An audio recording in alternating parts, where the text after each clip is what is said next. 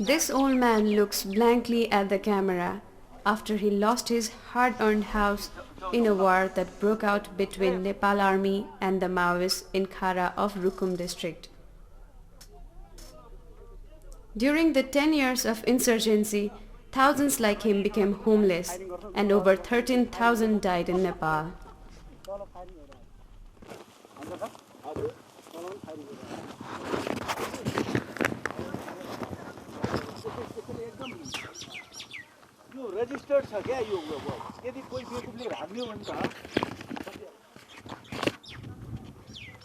The revolution was started by the Maoists, with their weapons mostly looted from the state security forces.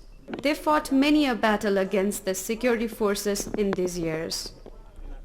And in their fierce battle, many innocent civilians were killed. People were tortured, extorted, and threatened to join their groups and work for them.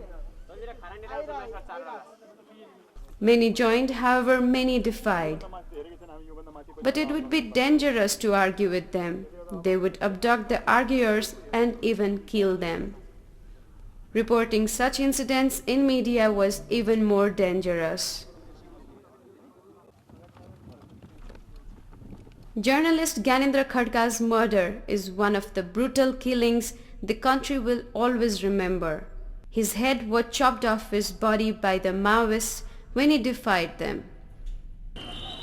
During those times, Nepal ranked as one of the top countries in the world not safe for journalists. Time and again the government proposed peace talks with the Maoists, but the talks would mostly remain inconclusive. Meanwhile, the political parties had no common voice, as they were either split philosophically or waiting to get to the power. Taking advantage of this or thinking of a radical change, King Gyanendra dissolved the then cabinet in 2002. Then started the revolution. People called the king's move regressive.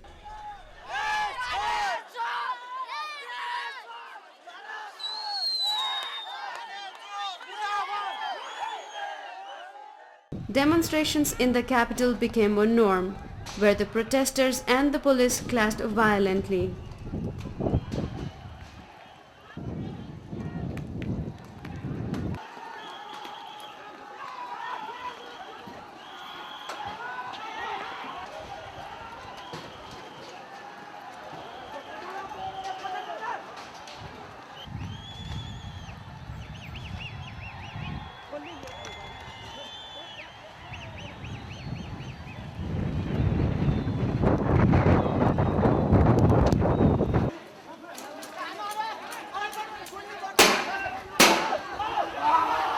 And when the king took over power on February 1, 2005, curtailing fundamental rights, press freedom was seriously affected.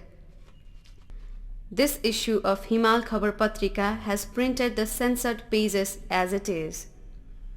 The blank spaces mean the news was censored.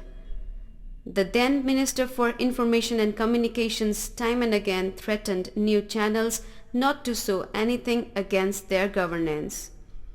Here, Kanakmani Dikshit, editor of Himal South Asian, and Siva Gaule, editor of Himal Khabar Patrika, are being arrested as they spoke against the government.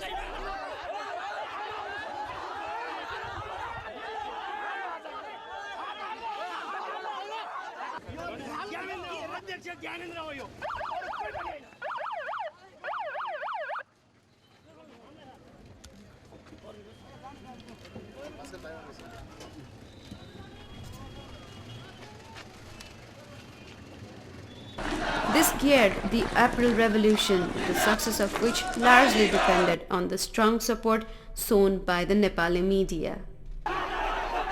All the new channels and agencies united for one particular mission, to force the king to give back the power to the people. And he was forced to do so. On April 2006, King Gyanendra declared the reinstatement of the House of Representatives, which was the main demand of the revolution.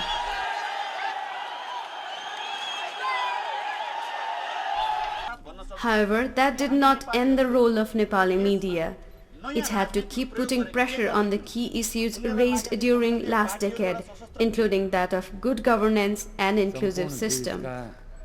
It continued creating pressure on the Maoists, who were once known as insurgents.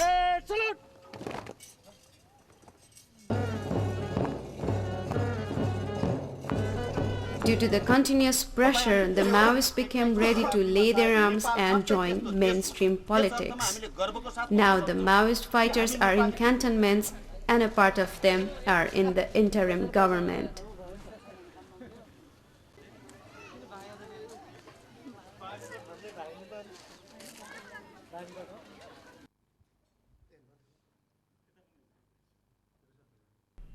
The war has finally come to the end and the country is trying to live in peace once again.